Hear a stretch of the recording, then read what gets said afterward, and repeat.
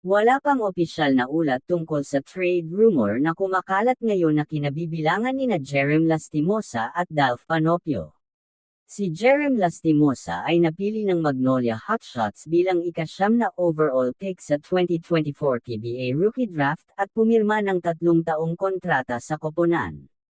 Samantala, si Dalf Panopio ay napili ng Blackwater Bossing bilang ika-3 overall pick sa 2025 PBA Rookie Draft. Kung sakali matuloy ang trade, ang Blackwater Bossing ang magiging panalo dahil makakakuha sila ng isang mahusay na point guard na si Jerem Lastimosa, na nag-average ng 10.3 points, 2.8 assists, at 3.3 rebounds sa nakaraang season. Samantala, ang Magnolia Hotshots naman ay makakakuha ng isang promising na manlalaro na si Dalf Panopio, na nag-average ng 4.6 puntos sa kanyang karera. Kung sakali matrade si Jerem Lastimosa sa Blackwater Bossing kapalit si Dalf Panopio, ang magiging epekto nito para sa Magnolia Hotshots ay mawawalan sila ng isang mahusay na point guard. Si Jerem Lastimosa ay isang mahalagang bahagi ng koponan at ang kanyang pag-alis ay mag-iiwan ng isang malaking butas sa lineup.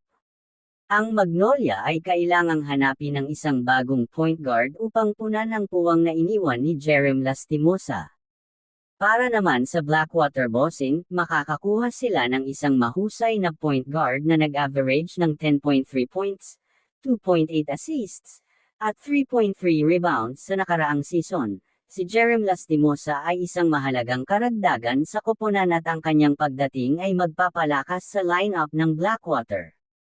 Ang Blackwater ay magkakaroon ng isang malaking advantage sa kanilang lineup, lalo na sa kanilang paglaban sa PBA. Sa kabuuan, ang trade na ito ay magiging isang malaking pagkawala para sa Magnolia Hotshots at isang malaking pagkakamit para sa Blackwater Bossing. Samantala, ang pagdating naman ni Dalf Panopio sa Magnolia Hotshots ay inaasahang magpapaliliit sa lineup ng koponan at magbibigay ng bagong enerhiya sa kanilang paglalaro.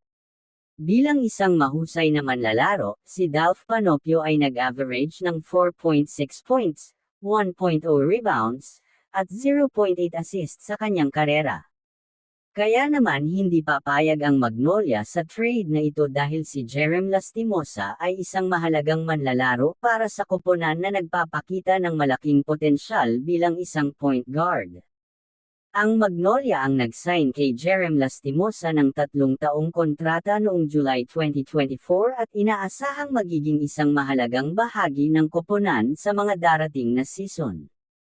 Si Dalf Panopio, sa kabilang banda, ay isang promising na manlalaro ngunit hindi gaanong mahusay kumpara kay Jerem Lastimosa.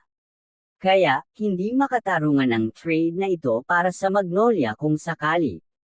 Kung may opinyon kayo about sa ating topic, komento nyo lang sa ibaba ng ating video para mapag-usapan natin yan, at kung umabot ka naman dito paki-subscribe mo naman ang ating channel para updated ka sa mga bagong upload natin.